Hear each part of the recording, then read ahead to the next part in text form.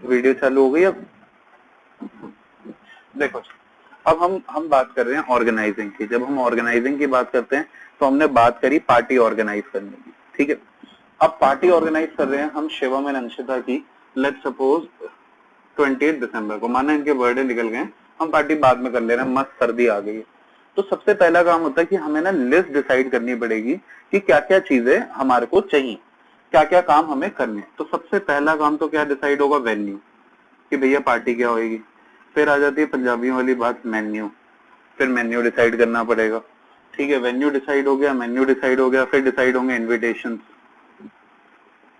ठीक है। फिर डिसाइड होगी थीम। और क्या क्या करना होता है बर्थडे पार्टी में बताओ? केक, डेकोर, सर्दियों का टाइम हो रहा होगा, बॉनफायर, कुक ढूंढना पड़ेगा, ठीक है। डांसर्स बुला लेंगे, चलो ठीक है। हुक्का लगवा देंगे, नहीं हुक्का नहीं लिखते, गंदी बात, शीशा लिख देते। और क्या होना चाहिए बर्थडे पार्टी में?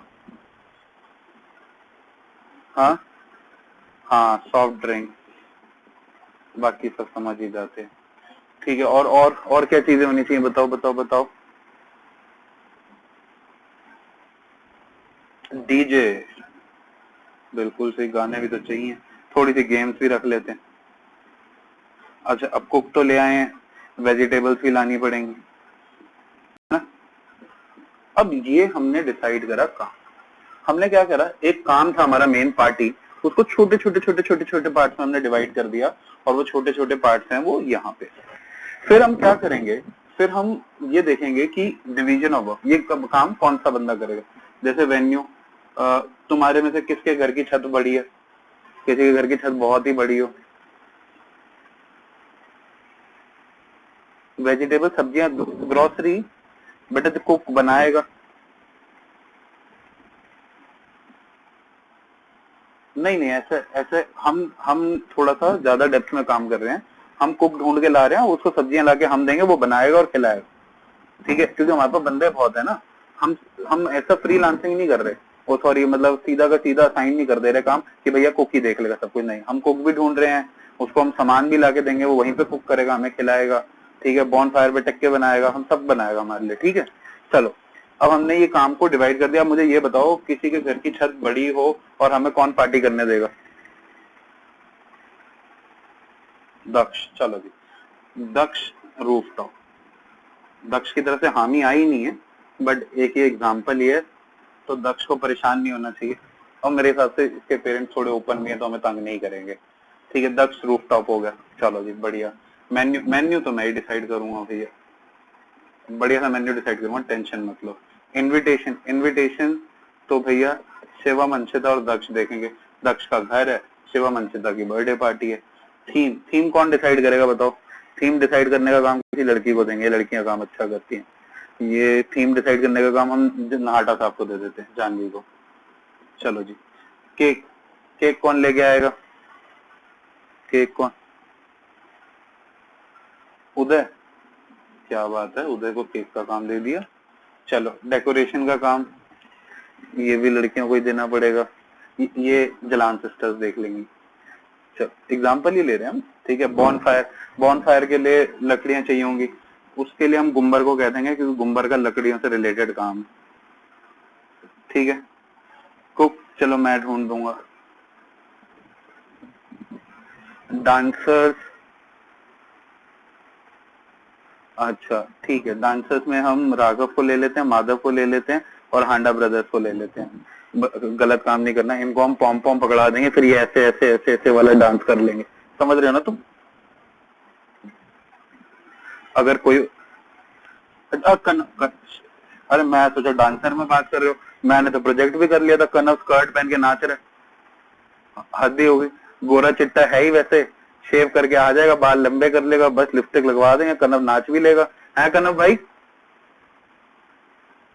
कनव देख गालियां मत दे, कनव देख गालियां मत दे, मन में सुनाई दे रही है, पाप चढ़ेगा, टीचर को गालियां नहीं देते, देख ले कट्टी हो जाएगी भाई। शीशा के लिए चलो कनव, ठीक है। सॉफ्ट ड्रिंक भी हमारा कनव भाई देख लेगा। डीजे, डीजे शिवम ही लगवाएगा, ठीक है, गेम्स गेम्स कौन खिलाएगा? गेम्स प्रथम शर्मा लूडो लेके आएगा साथ में और सांप सीढ़ी सब एक एक करके खेलेंगे। ठीक है, ग्रोसरीज लेने किसको भेजें? ग्रोसरी लेने किसे भेजे? ग्रोसरी के लिए भी उदय कोई भेज देंगे, केक भी ला ही रहा है वो। तो हमने क्या, बस this is just for sake of an example, I am speaking truth. ठीक है, हमने एक एग्जांपल लिया और एक एग्जांपल ये था कि एक हमारा बड़ा काम था पार्टी, उसको हमने छोटे छोटे पार्ट्स में डिवाइड करा और वो हमने असाइन करने के लिए बना दिया लोगों। अभी हमने करा नहीं असाइन, अभी हमने बस सोचा है। क्यों मैंने ये सारी चीजें सोची ना, ये SQCE के हिसाब से सोची। किसी को याद है SQCE क्या होता है?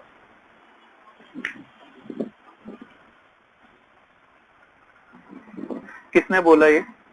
प्रिया ने। मुझे था प्रिया या आदित्य में से कोई बोलेगा, मेरे को यही लग रहा था। स्किल, क्वालिफिकेशन, कैपेबिलिटी, एक्सपीरियंस, ये 4 चीजें। ठीक है, मतलब सीधी सी बात बोलूं ना भाई लोग, औकात के हिसाब से सबको काम दे दिया। सर औकात के हिसाब से दिया तो ये क्या किया आपने? क्या क्या कह रहे हो? ये प्रथम के मैसेज आ रहे हैं पीछे से, मैं बता रहा हूँ, प्राइवेट मैसेज कर रहा है मुझे।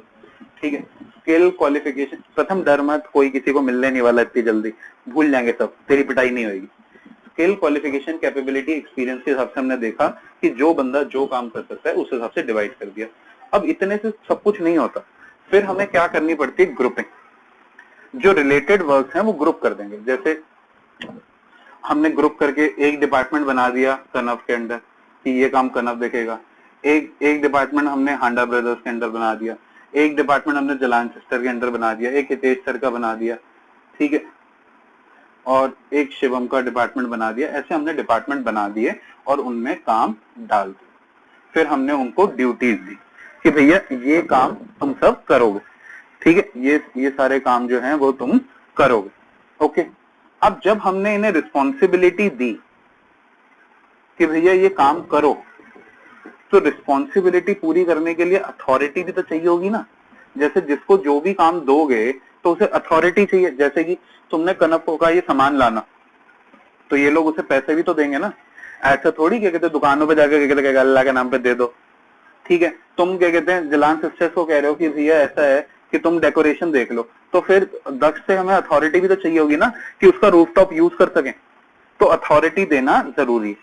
और जब हम अथॉरिटी देते हैं तो अथॉरिटी से डिसाइड होता है कि कौन सुपीरियर है, कौन subordinate, who is superior and who is subordinate. जिसको ज्यादा अथॉरिटी मिली वो सुपीरियर, जिसको कम अथॉरिटी मिली वो सबॉर्डिनेट। अभी भी ये चीज खत्म नहीं है, मैं अभी आराम से एक और बारी समझाऊंगा, ध्यान से सुनो। देखो, तो मैंने जो चीजें तुम्हें समझाई अभी के लिए, उसमें मैंने तुम्हें सबसे पहले सिखाया आइडेंटिफिकेशन ऑफ वर्क, कि सबसे पहले तो पता करो कि काम क्या है। Identification of work and division of work, identification of work and division of work. फिर दूसरी चीज हमने क्या करी? दूसरी चीज करी हमने डिपार्टमेंटेशन, हम कह सकते हैं ग्रुपिंग दी जॉब। जो मिलते जुलते काम थे उन्हें ग्रुप करा, या फिर डिपार्टमेंटेशन। तो इसे हम डी भी कह सकते हैं, जी भी कह सकते हैं। अब ग्रुपिंग दी जॉब क्या होता है? अब यहाँ ध्यान से सुनो, ये आइडेंटिफिकेशन तो हमने अच्छे से समझा था जब हमने एक एक करके काम को लिस्ट बाय लिस्ट लिखा। बट अब बात कर रहे हैं ग्रुपिंग दी जॉब एंड डिपार्टमेंटेशन की। ध्यान देना जरा थोड़ा सा। देखो, जैसे एक ऑर्गेनाइजेशन में अगर 4 प्रोडक्ट्स बन रहे हैं, वॉचेस बन रही है, वॉलेट बन रहा है, टी शर्ट बन रही है, कोई एक प्रोडक्ट का नाम और बोल दो बच्चों। पेन बन रहे, ठीक, ये 4 प्रोडक्ट्स बन। तो डिपार्टमेंटेशन यानी मेकिंग द डिपार्टमेंट, 2 तरीके। एक डिपार्टमेंट बनाने का तरीका है कि हम एक परचेज डिपार्टमेंट बना दे, और वो जो परचेज डिपार्टमेंट होगा वो वॉचेस का रॉ मटेरियल भी लेगा, वॉलेट का भी, टी शर्ट का भी, पेन का भी। एक प्रोडक्शन डिपार्टमेंट बना दो। प्रोडक्शन डिपार्टमेंट जो है वो वॉचेस भी बनाएगा, वॉलेट भी बनाएगा, टी शर्ट भी बनाएगा, पेन भी बनाएगा। एक मार्केटिंग डिपार्टमेंट बना दो। मार्केटिंग डिपार्टमेंट वॉचेस की भी मार्केटिंग करेगा, वॉलेट की भी, टी शर्ट की भी, पेन की भी। और एक फाइनेंस डिपार्टमेंट बना दो जो सबके लिए फाइनेंस इकट्ठा करे। एक तो तरीका है डिपार्टमेंट बनाने का ये, और एक तरीका है डिपार्टमेंट बनाने का दूसरा, जहां पे मैं एक वॉचेस डिपार्टमेंट बना दूं। अब वॉचेस डिपार्टमेंट का काम सिर्फ वॉचेस से रिलेटेड, वहां पे परचेज भी वॉच के लिए होगी, प्रोडक्शन भी वॉच की होगी, मार्केटिंग भी वॉच की होगी, फाइनेंस भी वॉच का होगा। ठीक है, वॉलेट डिपार्टमेंट उसमें सिर्फ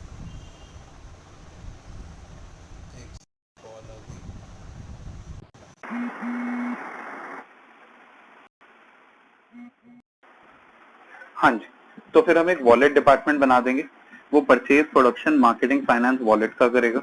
एक टी शर्ट डिपार्टमेंट बना देंगे which is concern with T shirt only, और एक पेन डिपार्टमेंट। अगर हम डिपार्टमेंटेशन ऐसे करते हैं, मतलब परचेज, प्रोडक्शन, मार्केटिंग, फाइनेंस, मतलब ये फंक्शंस होते हैं, बिजनेस के ऑपरेशंस होते हैं, तो इसे कहते हैं फंक्शनल डिपार्टमेंटेशन। इसे कहते हैं फंक्शनल डिपार्टमेंटेशन। अगर हम प्रोडक्ट के वाइज डिपार्टमेंटेशन करते हैं तो इसे कहते हैं डिविजनल डिपार्टमेंटेशन। इसमें हमने क्या करा है मैं आपको बताऊं, we have grouped the work, ध्यान से सुनना, we have grouped the work, we have grouped the work according to their homogeneity and their heterogeneity. मतलब जो चीजें मिलती जुलती हैं उन्हें एक जगह, और जो अलग अलग है एक जगह। जैसे परचेज का सारा काम इधर, प्रोडक्शन का सारा काम इधर, मार्केटिंग का सारा काम इधर, तो ये फंक्शनल डिपार्टमेंटेशन और ये डिविजन। ये पूरा का पूरा एक टॉपिक है जो हमने अभी आगे पढ़ना है। ठीक है, अभी बस एक इसका ग्लिम्स हो गया, अभी हमने आगे से पूरे डेप्थ में पढ़ना है। आज हमारे टारगेट के अंदर है ये चीज। आज का हमारा टारगेट है organizing process, functional, merit, demerit, divisional, merit, demerit, suitability, और अगर हमें टाइम बच गया तो उसके बाद हम करेंगे इसकी इंपॉर्टेंस ऑफ अपना ऑर्गेनाइज, अगर टाइम बच गया। बाकी मेरा मेन गोल इतना। Grouping and departmentation. अब भैया तुमने ग्रुपिंग और डिपार्टमेंटेशन कर ली, अब तुम्हें क्या करना है, ड्यूटीज असाइन करनी, लोगों को काम देना है, असाइनमेंट ऑफ ड्यूटी, कि भैया आप ये काम करोगे, आप ये काम करोगे, this is assignment of duty. और लास्ट में आप दोगे ना अथॉरिटी, क्योंकि ड्यूटी, ड्यूटी यानी रिस्पॉन्सिबिलिटी, रिस्पॉन्सिबिलिटी की मैचिंग अथॉरिटी देनी चाहिए। क्यों, कोई बच्चा बताएगा? Responsibility, authority and responsibility. अगर रिस्पॉन्सिबिलिटी ज्यादा हो तो क्या होता है, नॉन अकम्प्लिशमेंट ऑफ टास्क, और रिस्पॉन्सिबिलिटी कम हो तो मिसयूज ऑफ अथॉरिटी। तो अब अगली बात आती है एस्टैब्लिशिंग, रिपोर्टिंग,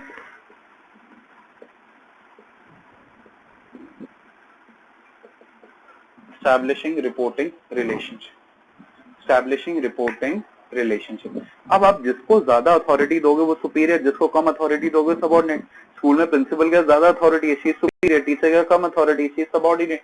तो यहाँ से पता चलेगा, यहाँ से क्लैरिफाई होगा that who has to report to whom, क्योंकि इससे ना ऑर्गेनाइजेशन हायरार्की बनती है, स्केलर चेन बनता है इस अथॉरिटी। ठीक है, ओके, तो दिस इज IDAR, उल्टी रद्दी। ठीक है, अच्छा, एक ना एक बच्चे ने बनाई थी निमोनिक, मैं लिख देता हूँ, मैं थोड़ी सी चेंज करूंगा। उसने बनाई हुई थी इंदिरा गांधी अ रॉकस्टार। उसने रॉकस्टार नहीं लिखा था, उसने कुछ और लिखा था, मैंने चेंज कर दिया थोड़ा सा, बाकी इंदिरा गांधी ही लिखा था। ठीक है, तो तुम ये भी लिख सकते हो, इंदिरा गांधी अ रॉकस्टार। बड़े बिगड़े बिगड़े बच्चे भी मिलते हैं पढ़ाते पढ़ाते। ठीक है, तो हाँ, रिपोर्टिंग रिलेशनशिप, यहाँ पे अथॉरिटी देते हैं, जिसके पास ज्यादा अथॉरिटी होती है वो बन जाता है सुपीरियर, जिसके पास कम अथॉरिटी होती है वो सबॉर्डिनेट। जैसे देखो तुम्हारे घर में क्या कहते हैं, छोड़, क्या कहते हैं, इस रिपोर्टिंग रिलेशनशिप में क्या है कि जैसे मेरी ऑर्गेनाइजेशन में मेरे पास ज्यादा अथॉरिटी है तो मैं सुपीरियर, जिसका मेरे से कम अथॉरिटी है वो सबॉर्डिनेट, जिसका उससे कम अथॉरिटी है वो उसका सबॉर्डिनेट, जिसका और कम अथॉरिटी है वो सबॉर्डिनेट। स्कूल में सबसे ज्यादा अथॉरिटी प्रिंसिपल के पास, वो ऊपर, प्रिंसिपल से नीचे अथॉरिटी वाइस प्रिंसिपल के पास, वो सबॉर्डिनेट, वाइस प्रिंसिपल से नीचे अथॉरिटी हेडमिस्ट्रेस के पास। तो वाइस प्रिंसिपल को पता है कि मेरे से ज्यादा अथॉरिटी प्रिंसिपल के पास है तो मैं प्रिंसिपल से ऑर्डर लूंगा, मेरे से कम अथॉरिटी हेडमिस्ट्रेस के पास है मैं उसको ऑर्डर दूं। तो इससे क्लियर हो जाता है रिपोर्टिंग रिलेशनशिप कि हमें किसे रिपोर्ट करना है और कौन हमें रिपोर्ट करेगा।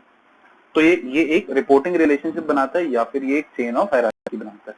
यहां तक कराई हुई बात आप लोगों को समझ आती है? पूछो। प्लानिंग में तो बेटा डिसाइड होता है हमें क्या क्या करना है, हमारा टारगेट है कि हमें ये गोल अचीव करना है, उसको छोटे छोटे पार्ट में तोड़ने का काम यहाँ पे आता है। ठीक है, अब मैं आप लोगों से एक बारी हाँ शेयर करता हूँ स्क्रीन।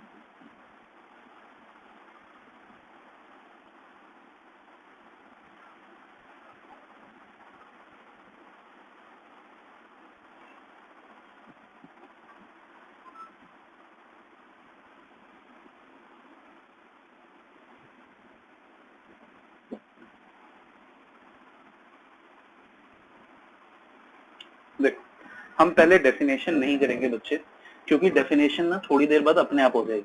तो आप पहले पेज पे जिसपे हेडिंग डालोगे ऑर्गेनाइजिंग, उस पेज को आप छोड़ दो, आप नेक्स्ट पेज पे आ जाओ। Organizing process. तो स्टेप्स इन ऑर्गेनाइजिंग प्रोसेस क्या है? Identification and grouping the job and departmentalization, assignment of duty, establishing reporting relationship. ये स्टेप्स लिखो बच्चों जरा।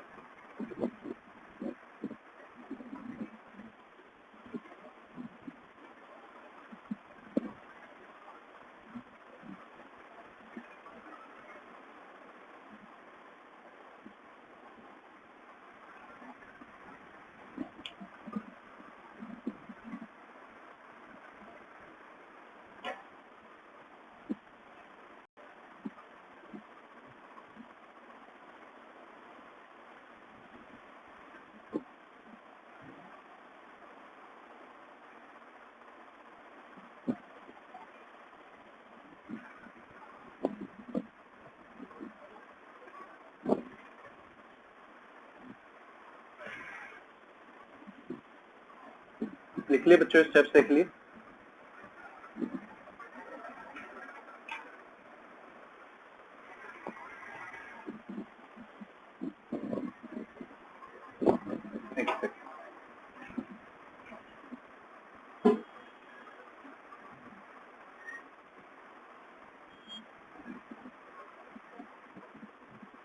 हाँ हाँ एक सेकेंड।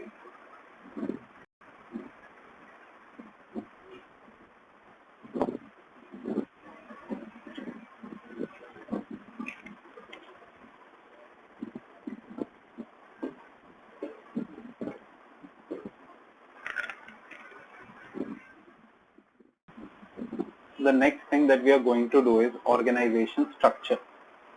ठीक है, ऑर्गेनाइजेशन स्ट्रक्चर जो होता है ना, it is the outcome of organizing process. The organization structure क्या होता है? ये ना एक फ्रेमवर्क होता है। ठीक है, ये एक फ्रेमवर्क होता है जिसमें ऑर्गेनाइजेशन वर्क करती है, जिसमें लोग हम काम करते हैं। मतलब कि जैसे जो एक हायरार्की बनी होती है ना, जो मतलब स्कूल के अंदर, ऑफिस के अंदर एक चेन ऑफ कमांड बनी होती है कि कौन किसको रिपोर्ट करेगा, उसे कहते हैं ऑर्गेनाइजेशनल स्ट्रक्चर। ठीक है, जैसे यहाँ पे एग्जांपल दिया कि सबसे ऊपर सीईओ है, सीईओ के नीचे मैनेजर है प्रोडक्शन मार्केटिंग का, उनके नीचे फोरमैन है, उनके नीचे वर्कर्स हैं। तो ये जो पूरी चेन ऑफ हायरार्की बनी हुई है, पूरा एक स्केल बना हुआ है, इस चीज को हम कहते हैं ऑर्गेनाइजेशनल स्ट्रक्चर। बच्चों प्लीज कॉपी दिस।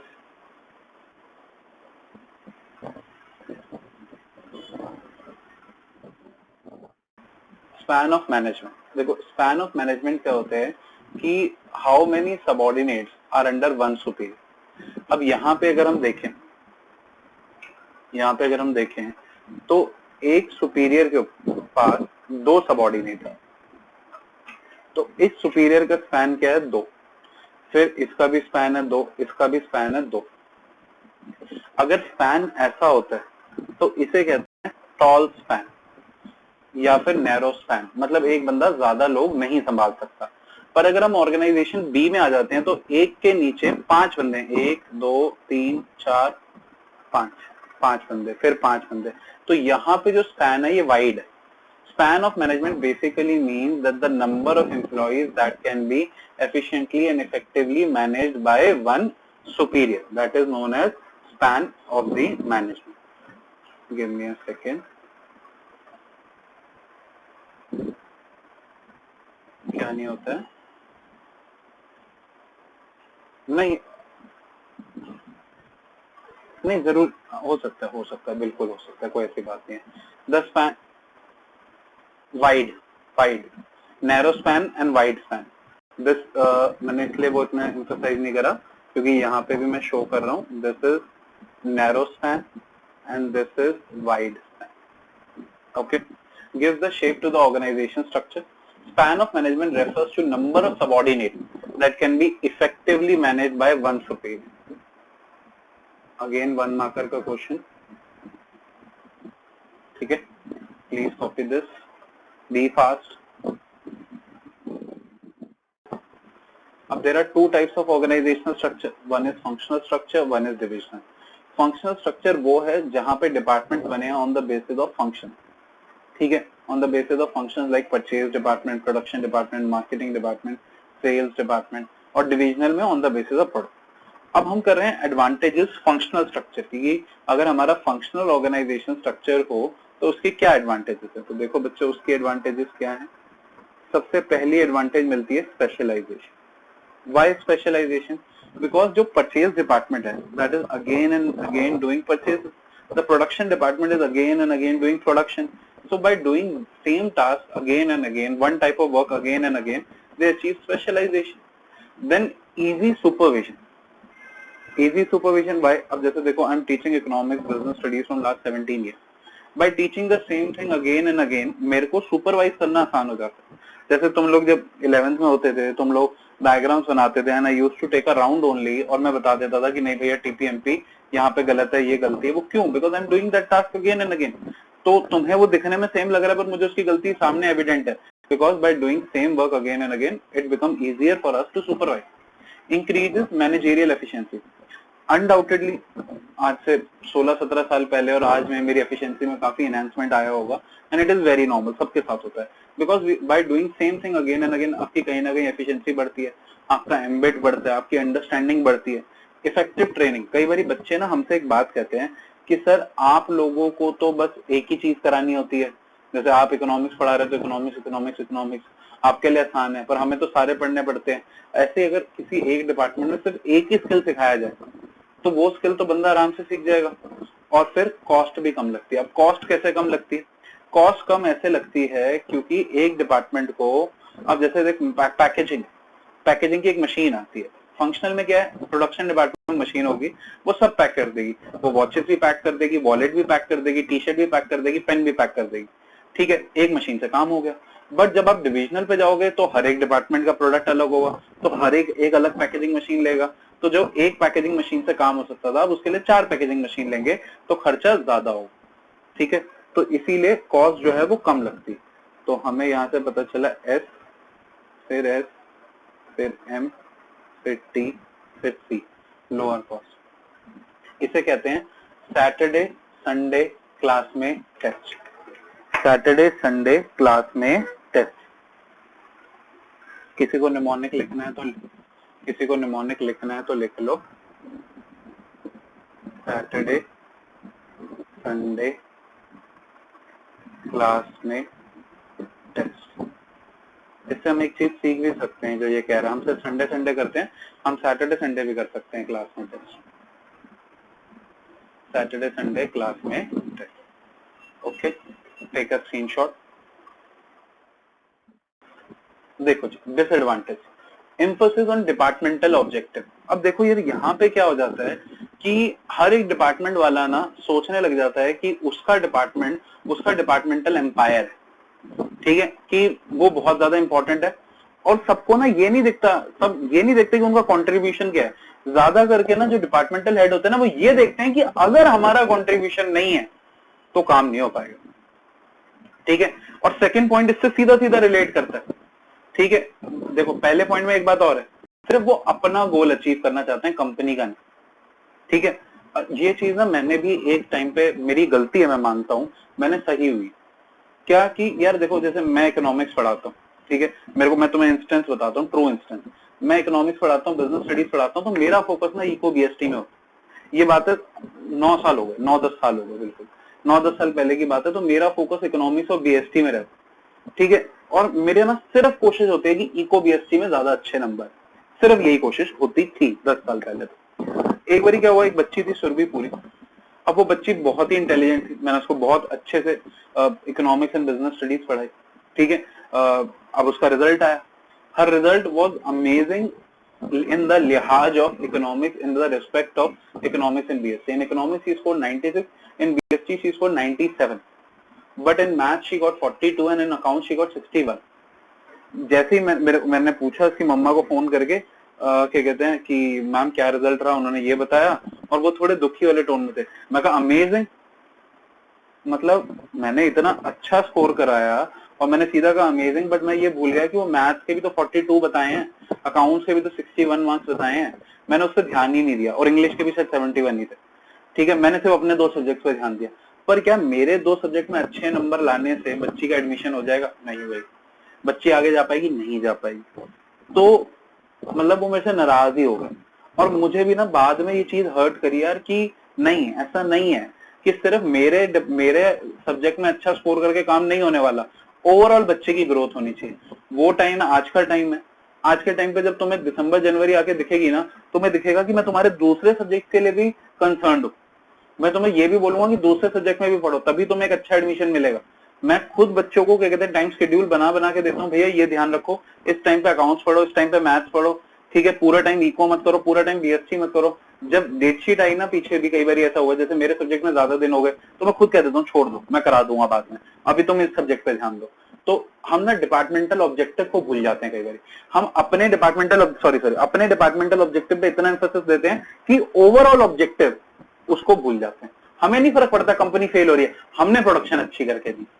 समझ रहे हो? कॉन्फ्लिक्ट बिटवीन डिपार्टमेंट्स के बीच में काफी लड़ाई हो जाती है।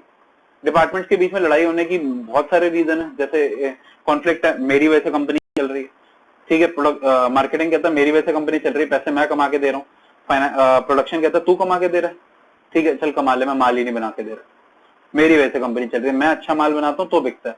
परचेज कह रहा है तू अच्छा माल बनाता है, मैं रॉ मटेरियल नहीं ला के दे रहा, जा बना ले, ठीक है। फाइनेंस कहता है मैं पैसे देता हूँ तो तू परचेज करता है, तो इन कॉन्फ्लिक्ट्स होती हैं। फिर तो ये जो कॉन्फ्लिक्ट्स होती है ना, जो इंटर डिपार्टमेंटल कॉन्फ्लिक्ट्स होती हैं, इससे ऑर्गेनाइजेशन सफर करती है। Difficulty in inter departmental coordination, जब आपकी कंपनी बड़ी होती जाती है, जैसे 4 प्रोडक्ट नहीं 40 प्रोडक्ट बना रही है, जैसे हिंदुस्तान यूनिलीवर जैसी कंपनी जो 1750 प्रोडक्ट बना रही है, जब इतने ज्यादा प्रोडक्ट बना रहे होते हैं तो 4 डिपार्टमेंट को या 5 डिपार्टमेंट को संभालना बहुत मुश्किल हो जाता है, क्योंकि उन्हें कोऑर्डिनेशन चाहिए। प्रोडक्शन वाला परचेज को सारे डिपार्टमेंट सारे प्रोडक्ट्स की परचेज लिस्ट बना के देगा, उसके लिए मुश्किल है। फिर प्रोडक्शन वाले को सबकी प्रोडक्शन उसके अकॉर्डिंग करके देनी है जो मार्केटिंग वाले ने दिया। बेसिकली इतने सारे प्रोडक्ट 4 डिपार्टमेंट नहीं संभाल सकते, ठीक है। इसीलिए बड़ी बड़ी कंपनी में जिसमें मल्टी प्रोडक्ट्स होते हैं ये फंक्शनल नहीं चलता। Suitability, functional organization structure suitable कब है? जब कंपनी का साइज लार्ज है, where there are diversified activity, हाँ एक्टिविटीज डाइवर्सिफाइड है पर प्रोडक्ट सिंगल है और high degree of specialization. Main बात एक याद रखना कि लेस प्रोडक्ट्स हैं, ये वहां पे सूटेबल होती है जहां लेस प्रोडक्ट्स।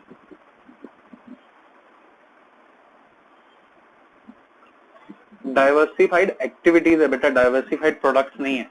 एक प्रोडक्ट से रिलेटेड 5-6 एक्टिविटीज है, परचेज, प्रोडक्शन, मार्केटिंग, फाइनेंस, ठीक है, अकाउंटिंग, ये हो सकता है, पर प्रोडक्ट्स कम लेस है। और हमें हर प्रोडक्ट में हाई डिग्री ऑफ स्पेशलाइजेशन चाहिए, तो हम सिर्फ कुछ ही प्रोडक्ट से कर ले, ठीक है। It's very simple, take a screenshot.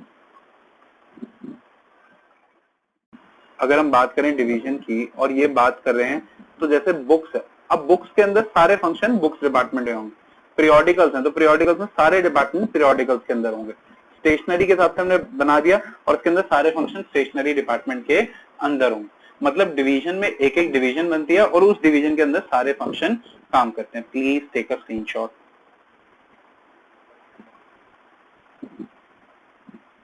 हाँ वो पढ़ेंगे, वो चीज अभी हम पढ़ेंगे, बिल्कुल पढ़ें। हाँ हो सकते हैं, ये ना एक मिथ है, ये ना पिक्चरें देखने के बाद लोगों को आदत हो जाती है कि जैसे सीईओ मतलब कंपनी की सबसे बड़ी पोजीशन। सीईओ होता क्या? चीफ एग्जीक्यूटिव ऑफिसर, जो कुछ क्या कहते हैं कुछ डिपार्टमेंट की एग्जीक्यूशन का काम करता है। बहुत सारे सीईओ भी हो सकते हैं। अब इसकी एडवांटेजेस देख। प्रोडक्ट स्पेशलाइजेशन, देखो यहाँ पे जो डिपार्टमेंट बना है उसका फोकस क्या है? एक प्रोडक्ट, तो वो उस प्रोडक्ट में स्पेशलाइजेशन ले आता है क्योंकि पूरा डिपार्टमेंट सिर्फ एक प्रोडक्ट से रिलेटेड। कोऑर्डिनेशन बिकम इजी क्योंकि उसे दूसरे डिपार्टमेंट से बात ही नहीं करनी, उसे जो कुछ करना है खुद करना है। अब वॉच डिपार्टमेंट वॉलेट डिपार्टमेंट से तो नहीं बनाएगा। वॉलेट डिपार्टमेंट तो वॉलेट कैसा बना रहा है, मेरी वॉच को मैच करेगा? ऐसा तो नहीं है ना, नहीं होता, कोई लेना देना ही नहीं है। फिर help in fixation of responsibility. अगर मान लो अगर फंक्शनल में नुकसान हो जाता तो हम सेल के पास जाते हैं, हाँ भाई सेल नुकसान क्यों हो गया, वो सर माल अच्छा नहीं था। हाँ भाई प्रोडक्शन माल अच्छा क्यों नहीं था, सर वो रॉ मटेरियल खराब था। हाँ भाई परचेज रॉ मटेरियल क्यों खराब था, सर वो ना पैसे कम मिले थे। हाँ भाई फाइनेंस पैसे क्यों नहीं दिए परचेज को, सर वो सेल्स ने पैसे नहीं दिए थे। हाँ भाई सेल्स पैसे क्यों नहीं दिए, सर बताया तो था माल बेकार था। तो वो ब्लेम गेम चलते हैं। पर यहाँ पे थोड़ी कह सकते हो हाँ भाई वॉचेस क्यों नहीं बिकी, सर लोग टी शर्ट ही नहीं ले रहे, वॉच क्या करेंगे, ये तो नहीं बोल सकते ना। ठीक है, it promotes flexibility and initiative. ठीक है, फ्लेक्सिबिलिटी क्योंकि हम अपने प्रोडक्ट से रिलेटेड कोई भी आगे स्टेप ले सकते हैं। और फ्लेक्सिबिलिटी में एक चीज और होती है कि एक डिपार्टमेंट का एम्प्लॉय दूसरे डिपार्टमेंट में जाके कुछ ना कुछ काम कर सकता है, पर फंक्शनल में ये फ्लेक्सिबिलिटी नहीं है। फंक्शनल में ऐसा नहीं है कि प्रोडक्शन करके फाइनेंस में काम कर ले, नहीं। तो यहाँ पे एक डिपार्टमेंट से दूसरे डिपार्टमेंट जा सकते हैं, बिकॉज वो तकरीबन हर काम में एफिशिएंट हो जाते हैं, हर काम सीख लेते हैं। Please take a screenshot.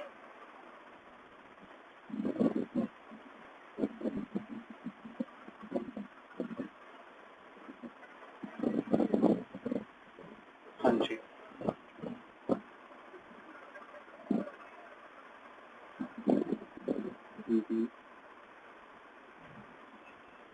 क्यों, मतलब उधर एम्प्लॉय जा सकता है उसका अगर जरूरत पड़े तो, क्योंकि वहां पे उन्हें तकरीबन सारे काम आते।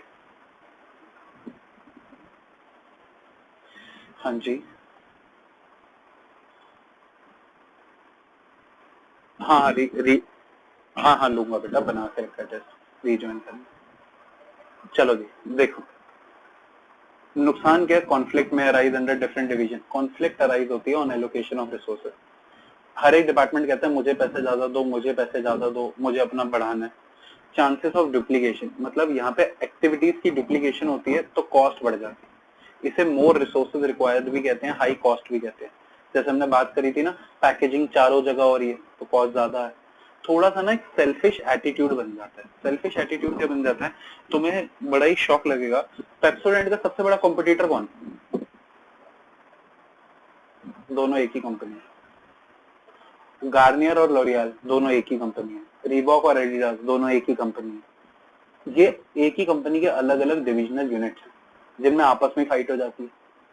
तुम आधे से ज्यादा साबुन उठा के देख लो सारे हिंदुस्तान यूनिलीवर के। हिंदुस्तान यूनिलीवर शायद 17 साबुन बनाता है।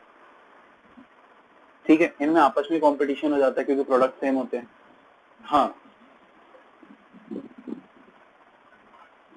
पैकेजिंग चारों डिपार्टमेंट में हो रही है। ठीक है, तो सेल्फिश एटीट्यूड बन जाता है। Again they start thinking their department is their functional empire, और वो दूसरे का नुकसान कराने की कोशिश करते हैं।